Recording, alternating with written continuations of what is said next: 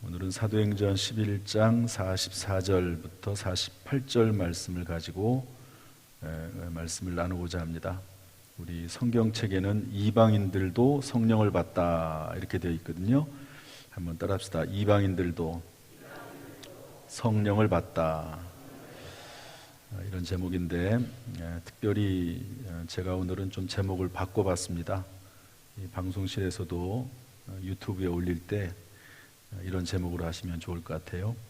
저를 따라서 하시죠. 성령과 은사에 관하여. 다시 한번, 성령과 은사에 관하여.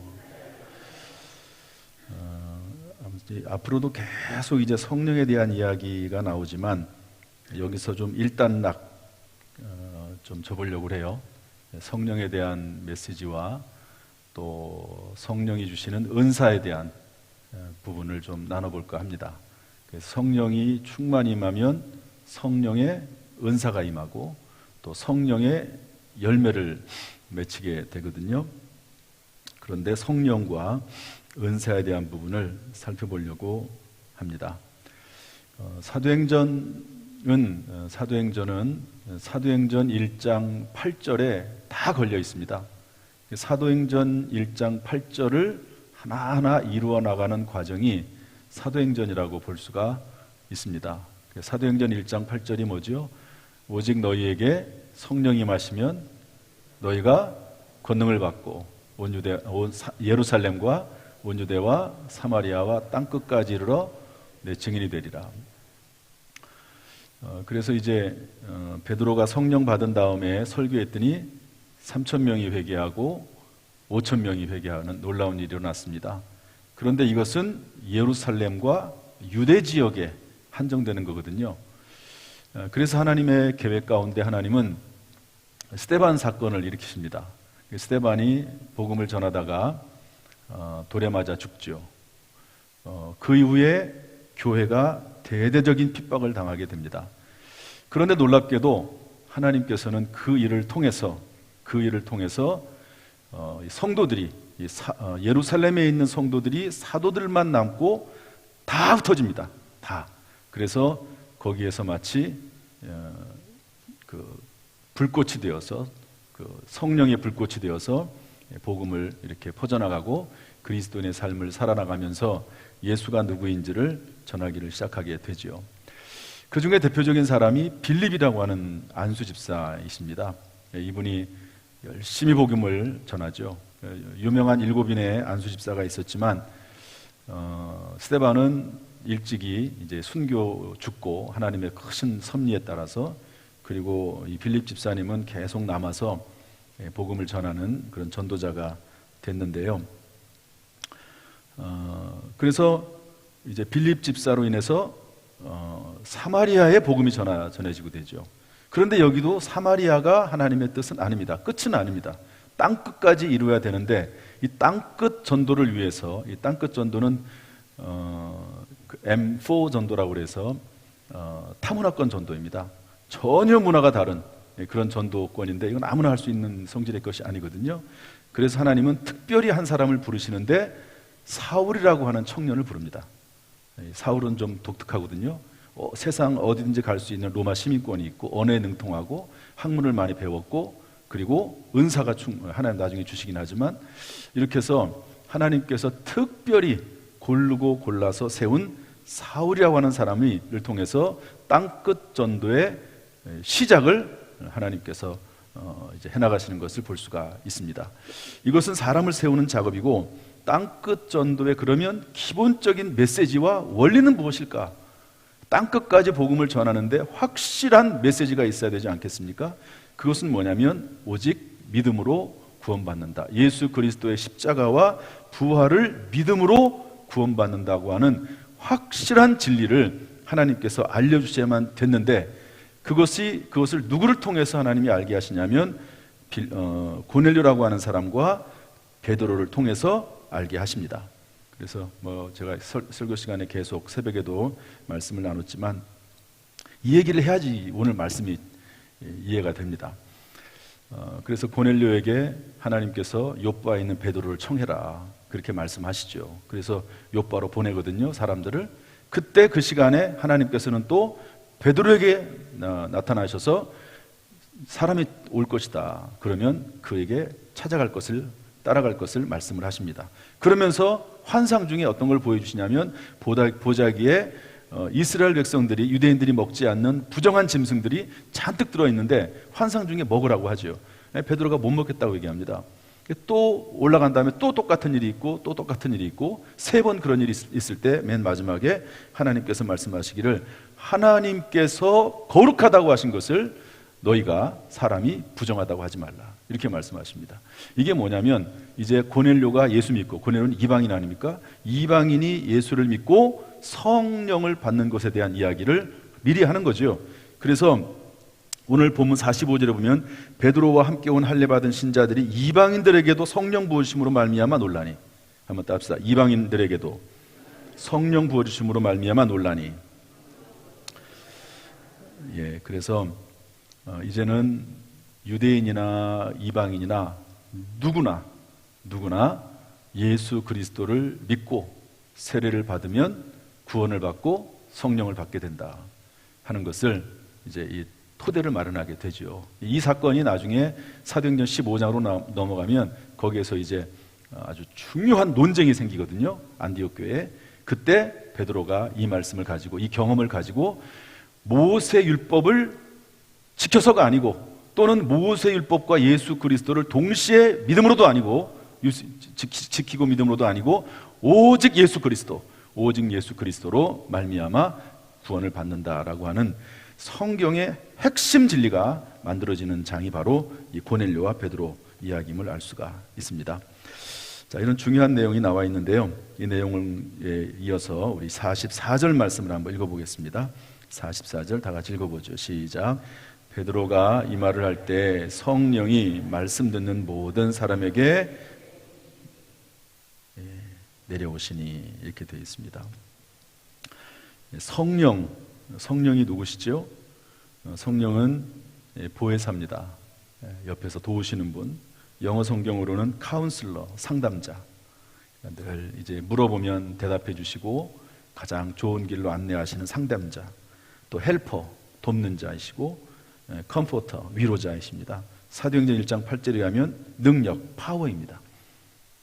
그리고 이런 것들을 종합을 해서 본다고 하면 성령은 모든 것의 충만이요, 모든 것의 공급자이십니다. 마치 샘물이 솟아나듯이 우리 안에서 지적인 것이든지 영적인 것이든지 육체적인 것이든지 모든 면에 있어서 우리 안에 샘물을 공급하시는, 샘솟 뜻하는 샘의 원천이 되시는 분이 바로 성령이라고 할 수가 있습니다. 성령은 예수님이 보내신 분이시죠. 지금은 성령 시대입니다. 여러분, 예수님은 지금 하늘에 계셔서 하나님 보좌 우편에서 우리를 위해서 기도하고 계시고, 지금은 전 세계에, 그리고 우리의 마음속에 이 공간 안에 영으로 존재하시면서 시간과 공간의 제약을 받지 아니하시고 성령께서 운행하시는 성령의 시대가 지금 우리가 살고 있는 이 시대입니다. 그런데 이 성령, 너무너무 중요한 분이시죠. 그런데 이 성령이 내려오셨다 이렇게 표현하고 있습니다. 한번 따라서 할까요? 성령이 내려오시니. 어떤 사람에게 내려왔다고 됐죠? 말씀 듣는 모든 사람에게. 여러분, 지금 이때는 예수님에 대한 이야기를 하고 있습니다. 이제 베드로가 이제 고넬료 집에 가가지고 설교를 쭉 하거든요. 베드로가 하는 설교는 뭐 완전 원복음입니다. 예수님께서 우리의 죄를 위해서 십자가에 죽으시고 그리고 부활하셨다. 누구든지 예수를 믿으면 죄 사함을 받는다라고 하는 설교를 하는 겁니다. 바로 이제 43절에 보면 죄 사함을 받는다. 그의 이름을 힘입어 죄 사함을 받는다. 이렇게 이제 예수님에 대한 이야기를 하고 있는데, 이 말씀을 듣는 모든 사람에게 그 순간에 성령이 임했다고 되어 있습니다. 이때는 아직 세례도 받지 않았어요. 아직 세례를 받지 않았습니다. 그러니까 나중에 또 말씀드리겠지만 성령에 대해서 우리가 어떤 공식처럼 이해하면 안 됩니다. 성령은 하나님이시거든요. 성령은 전능하신 분이시거든요. 그러니까 성령에 대해서 우리가 함부로 마치 자판기처럼 A면 A를 어떻게 하면 B가 되고 그런 식으로 성령을 정의하면 안 된다는 것을 일단 기억을 하고요. 어쨌든 본문의 말씀에서는 하나님의 말씀을 듣는 순간 성령이 임했습니다. 따라합시다. 말씀을 들을 때 성령이 임한다. 물론 이것도 기본적으로 하나님을 경외하고 믿음이 전제가 되어야 되겠죠. 어쨌든 중요한 것은 하나님의 말씀이 떨어질 때, 하나님의 말씀이 그 속에 자리 잡을 때, 그 말씀이 믿음으로 다가올 때 성령께서 임하시는 것을 알 수가 있습니다. 여러분, 이 시간이든지 또는 나중에 어떤 예배 시간이든지 간에 또 혼자 성경을 읽을 때든지 간에 하나님의 말씀을 듣고 읽을 때에 성령으로 뜨거워지는 역사가, 성령의 충만함을 받는 역사가 있기를 주님의 이름으로 축원합니다. 그러려면 말씀을 듣든지 읽든지 해야죠. 그렇지 않습니까? 말씀을 들을 때, 말씀을 들을 때 모든 사람에게 성령이 임한다고 했으니까 말씀을 듣든지 읽든지 말씀 안에 거해야 되겠죠. 여러분, 말씀을 읽는 것이 습관이 되고 또 말씀을 읽을 때 성령이 임할 수 있기를 주님의 이름으로 축복합니다. 오늘 본문은 그런데요, 그 외에도 마가다락방에서 최초의 성령 충만을 받았던 그 시대, 그 순간에는요 120명의 성도들이 모여서 기도를 오로지 기도에 힘쓸 때, 기도에 충만할 때 성령을 받았습니다. 성령의 충만을 받았죠. 저를 따라서 하시죠. 기도할 때 성령 받는다. 자, 아까는 뭐라고 그랬죠? 말씀 들을 때 성령을 받습니다. 성령이 내려오시고, 두 번째, 기도할 때, 기도에 힘쓸 때 성령이 충만히 임하죠. 그 다음에 성령과 성령의 내주와 성령 충만의 기본적인 말씀이라고 할 수 있는 사도행전 2장 38절 말씀을 한번 보도록 합시다. 사도행전 2장 38절. 이것은 성령의 내주와 성령의 충만에 대한 기초적인 내용입니다. 이것을 기반으로 해서 그 외의 모든 것들이 더해지거나 빼지거나 이렇게 되거든요. 사도행전 2장 38절 말씀 다 같이 읽어보겠습니다. 시작. 베드로가 이르되 너희가 회개하여 각각 예수 그리스도의 이름으로 세례를 받고 죄 사함을 받으라. 그리하면 성령의 선물을 받으리니. 이게 이제 기본 원칙입니다. 모든 성경의 기본 원칙, 뭐든지 원칙이 있잖아요. 원칙이 있고 원리가 있습니다. 거기에 플러스 마이너스 알파가 있는 거거든요. 이 말씀이 원칙이에요. 너희가 회개하고, 지금까지는 하나님이 아닌 다른 길을 향해서 가고 있었거든요. 그런데 이제는 돌이켜서 유턴해가지고 하나님께로 돌아오는 것, 이것을 회개라고 합니다. 그 돌아오면서 눈물이 흐를 수도 있지만 눈물이 흐르지 않을 수도 있어요. 회개라고 하는 것은 눈물 짜는 것을 의미하는 것이 아닙니다. 회개, 유턴하는 것, 하나님께 돌아오는 거거든요. 너희가 회개하여 각각이란 말이 뭐죠? 함께 하는 게 아니에요. 이것은 각자에게 회개가 임해야 되고, 각자에게 예수 그리스도 이름으로 세례를 받으면 죄 사함을 받고. 여러분, 세례라고 하는 게 뭐냐면요, 예수 그리스도를 나의 구주와 주님으로 영접하는 작업이고, 그리고 그것을 만인들 앞에서 공개할 때 하나님께서는 그 세례라고 하는 은혜의 수단을 통해서 우리에게 죄 사함이라고 하는 그런 은혜를 베풀어 주시는 것이 세례인 줄로 믿습니다. 여러분, 그래서 세례는요 은혜의 수단이에요. 그리고 하나님의 약속입니다. 물론 이제 세례를 예를 들어서 군대 가가지고 초코파이 얻어먹기 위해서 그냥 군대 왔다 갔다 하다가 세례 받을 수 있습니다. 물론 그 가운데서도 예수 그리스도에 대한 믿음이 있을 수 있지만, 정말 믿음도 없이 그냥 혹시 할 수 없이 그냥 초코파이 계속 받아먹기 위해서 그랬다면 그건 믿음이 아니죠. 그것은 죄사함을 얻는 그런 세례가 아닙니다. 진심으로 인격적으로 예수가 어떤 분이신지 알고 성경에 나와 있는 그 예수 그리스도에 대해서 내가 인격적으로 받아들일 때, 그럴 때 하나님께서 죄사함을 주시겠다고 약속하셨습니다. 여러분, 우리가 예수 그리스도를 인격적으로 받아들일 때 여러분, 우리가 죄사함을 받는 줄로 믿습니다. 그러면 뭐라고 되어 있습니까? 그리하면 성령을 선물로 받으리니. 여기 이제 성령의 선물 이렇게 되어 있는데 3번 밑으로 쭉 내려가면 성령을 선물로 받으리니. 여러분, 세례받고 죄사함 받을 때 성령이 우리 가운데 임재하시고 내주하시는 줄로 믿습니다. 그래서 요한계시록 3장 20절 보면 볼지어다 내가 문 밖에 서서 두드리노니 누구든지 내 음성을 듣고 문을 열면 내가 그에게로 들어가 그런 나로 더불어 먹고 나는 그로 더불어 먹으리라 이렇게 말씀하고 있거든요. 그러므로 여러분 예수 그리스도를 믿을 때 성령이 임하는 줄로 믿습니다. 그래서 사도 바울도 말하기를 너희가 믿을 때 성령을 받았느냐. 믿을 때 성령을 받는 거거든요. 믿을 때에. 그런데 그 사람들이 나는 성령이 있음도 듣지 못했노라. 왜냐하면 이 사람들은 요한의 세례만 알기 때문에 그렇습니다. 예수가 누군지를 몰라요. 그러니까 당연히 요한의 세례만 알기 때문에 성령이 임하지 않는 거죠. 그래서 사도 바울이 예수 그리스도를 전하니까 이 사람들도 성령을 받게 되지 않습니까? 예수 그리스도를 믿을 때 성령이 안에 내주하게 되는 것이죠. 그리고 나서 이 성령이 내주하심을 가지고 있다가 동시에 어떤 사람은 성령의 충만함을 받기도 하지만 어느 순간 성령의 충만함을 받는 때가 있다 하는 것을 성경을 통해서 알 수가 있습니다. 그리고 또 언제 성령이 임재하시냐면 안수받을 때 성령이 임합니다.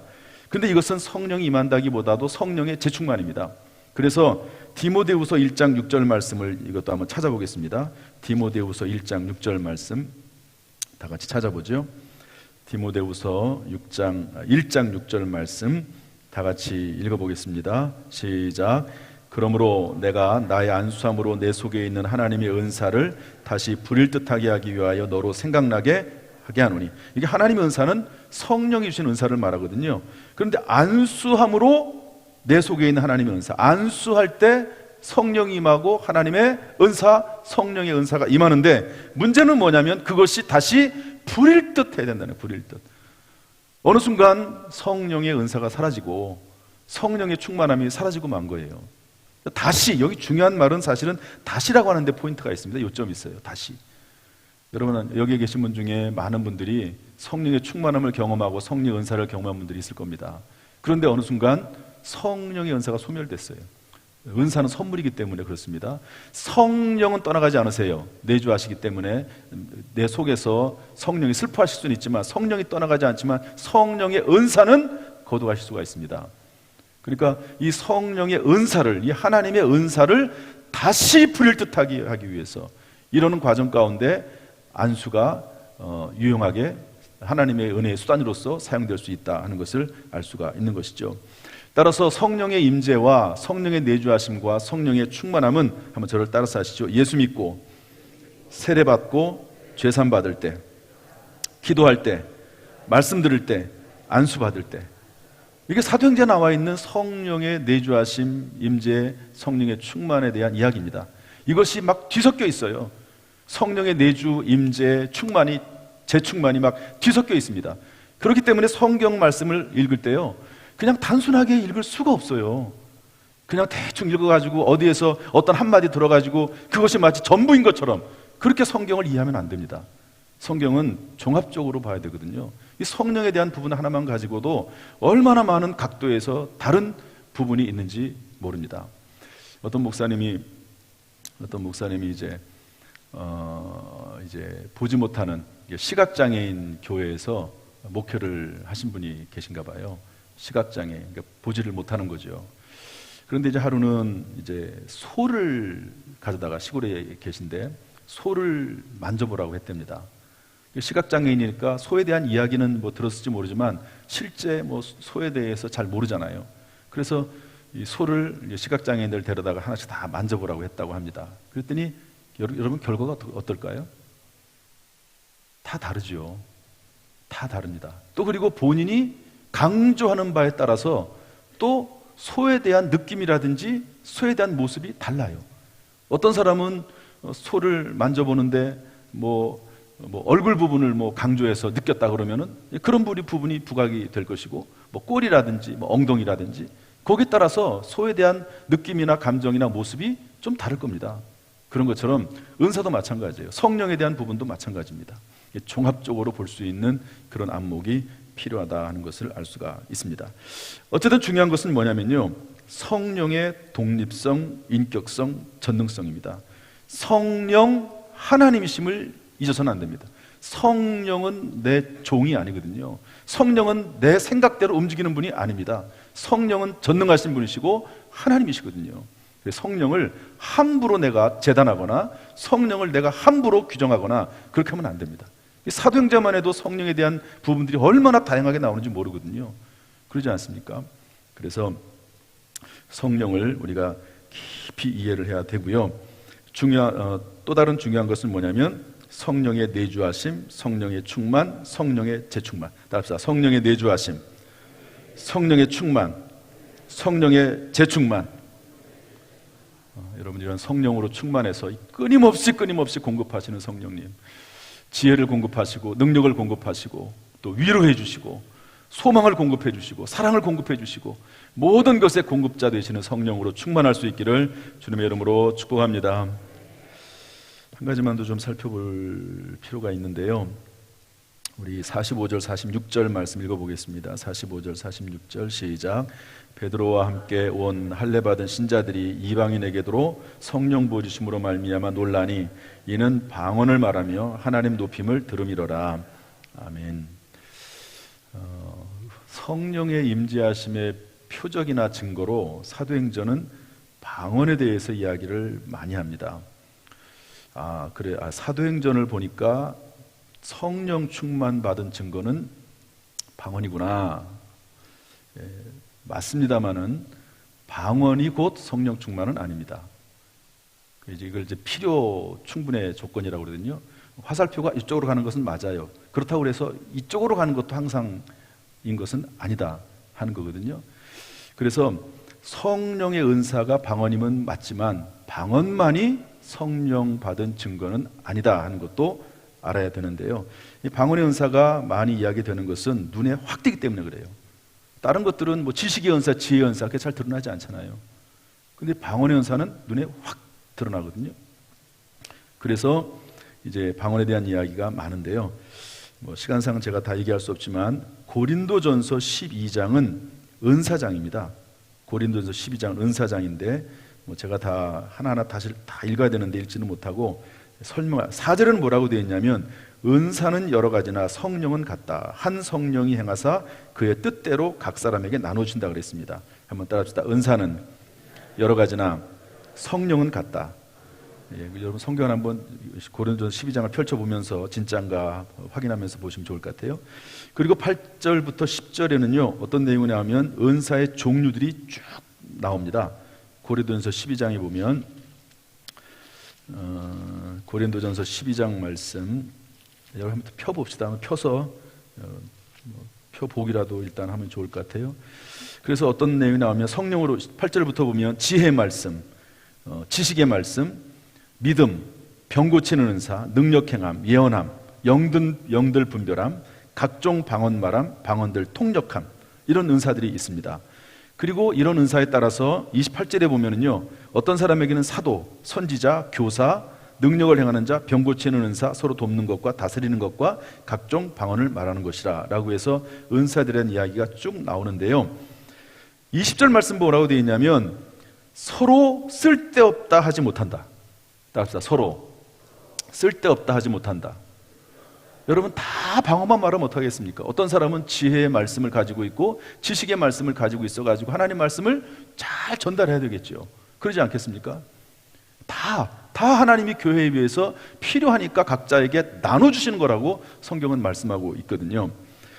그리고 성령을 나타내심은 유익하게 하심이라 이렇게 되어 있습니다. 공동체의 유익이죠. 여러분 은사는 뭐냐면 각자에게 은사가 있는데 이것은 공동체, 교회의 유익을 위해서 하나님이 주시는 것이라고 말씀하고 있습니다. 그러다가 14장에 넘어가면 특별히 그렇게 관심이 많은 방언에 대한 이야기만 따로 모아가지고 14장에서 설명을 하고 있는데요 2절에 보면 뭐라고 되어 있냐면 영으로 비밀을 하나님께 말한다. 한번 따라합시다. 영으로 비밀을 하나님께 말한다. 방언은요 영으로 하나님 앞에 말하는 겁니다. 영으로. 그래서 내가 방언으로 말하면서 무슨 말인지 모르는 경우도 있습니다. 그래서 15절에 가서 뭐라고 기록하고 있냐면 영으로 기도하고 또한 마음으로 기도해야 된다. 그렇게 말씀하고 있거든요. 그래서 방언으로 기도하고 또 성령으로 우리말로 기도하고 이렇게 되는 겁니다. 그 다음에 고린도전서 12장 30절에 가면은요 14장은 아니지만 은사 중 하나이기 때문에 다 방언하는 것이 아니다. 뭐라고 하면 다 방언을 말하겠다 이렇게 되어 있거든요. 따라합시다. 다 방언을 말하는 자이겠느냐. 39절에서 금하지 말라고 되어 있습니다. 그리고 5절에 보면은요, 다 방언 말하기를 원한다. 18절에 보면 방언을 내가 더 말함으로 하나님께 감사한다. 사도 바울은 분명히 말씀하고 있습니다. 모든 사람이 다 방언을 말하는 것은 아니다. 그러나 나는 모든 사람들이 방언 받아서 영으로 기도하길 원하고 나는 방언을 더 많이 말함으로 하나님께 감사한다. 이렇게 기록을 하고 있습니다. 재미있는 표현이 하나가 나오는데요, 방언은 믿지 않는 사람들을 위한 표적이다라고 하는 말도 나와요. 그런 말씀이 믿지 않는 자들을 위한 표적이다. 20절에 그렇게 나와 있는데요, 예언은 믿지 아니한 자들을 위하지 않고 믿는 자들을 위함이라. 그러면서 22절에 그러므로 방언은 믿는 자들을 위하지 아니하고 믿지 아니하는 자들을 위하는 표적이나, 이렇게 되어 있습니다. 제가 대학교 3학년 때 이제 성령을 철학이 될 때 기도하면서 성령을 받고 방언을 받았거든요. 그리고 나서 하나님이 살아계시는 것이 증명이 되고, 내가 방언을 그 당시에 달라고 막 때를 쓴 것도 아니거든요. 그냥 예수 믿고 인격적으로 예수님 영접을 하고 기도하는데, 이게 대학교 3학년 때 방언 임하고 성령을 받더라고요. 그래서 신학을 결단하게 될 수 있었습니다. 믿지 아니하는 자를 위한 표적이죠. 하나님께서 그런 표적을 통해서 믿음을 확 넣어주시는 경우가 있습니다.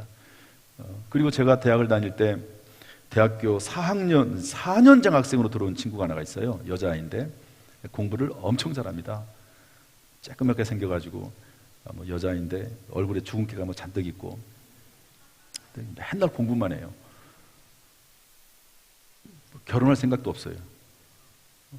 그러면서 하는 말이, 나는 공부하고 결혼했다고. 그런데 이제 토익 시험 보고 이래가지고 이제 미국의 하버드 대학에 입학 허가가 나왔거든요. 그런데 그 어간에 전도를 받아가지고요, 하나님이 정말 특별히 사용하려고 하시는지 모르지만 그 짧은 순간에 이 여자아이가 방언의 은사를 받았어요, 기도하다가. 그러니까 미국의 하버드 대학 간 곳 포기하고, 그리고 이름은 선교사로 갔습니다. 선교사하고 결혼해가지고. 이게 큰 표적이에요. 믿지 않는 사람들에게 믿음을 주는 큰 표적이 됩니다. 그런데 믿음이 있는 사람들은 이게 필요 없을 수도 있어요. 그런 어떤 방언에 대한 어떤 그 표적이 없어도 하나님 잘 믿고 있고 열심히 봉사하고 있고 또 기도도 나름대로 열심히 하고 있고, 그러면 되는 거죠.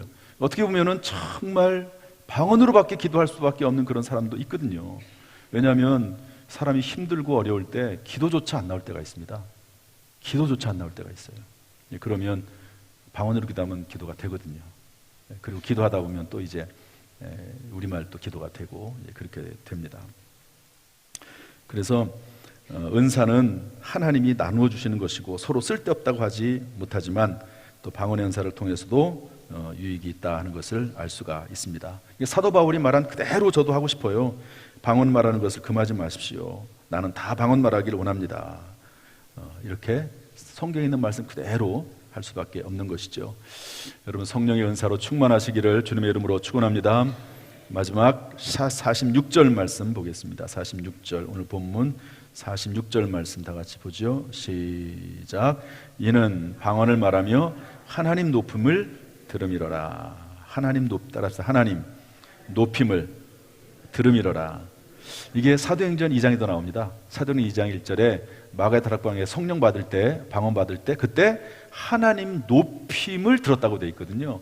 결국 중요한 것은 하나님을 높이는 것이고, 모든 신앙생활의 결론은, 모든 은사의 결론은, 성령 충만의 결론은 하나님을 높이는 것입니다.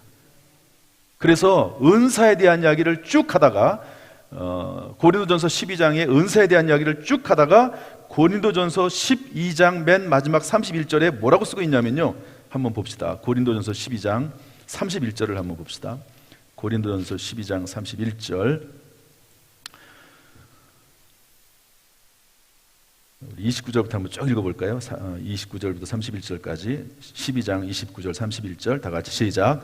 다 사도이겠느냐, 다 선지자이겠느냐, 다 교사이겠느냐, 다 능력을 행하는 자이겠느냐, 다 병 고치는 은사를 가진 자이겠느냐, 다 방언을 말하는 자, 다 통역하는 자이겠느냐? 너희는 더욱 큰 은사를 사모하라.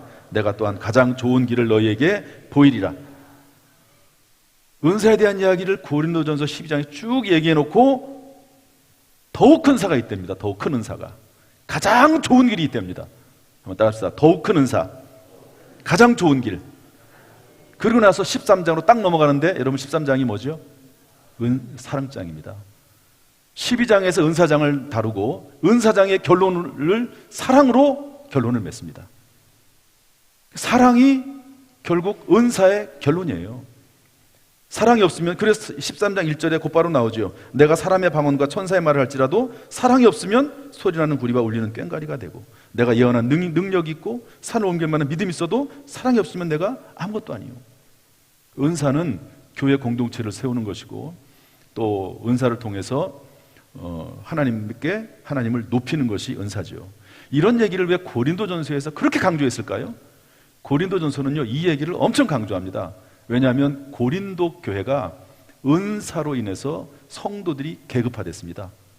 예를 들어서 어떤 사람은 방언의 은사가 있고 신의 은사가 있는데, 특별히 방언의 은사 가지고요, 나는 방언을 할 줄 아는데 어떤 사람은 방언을 못해.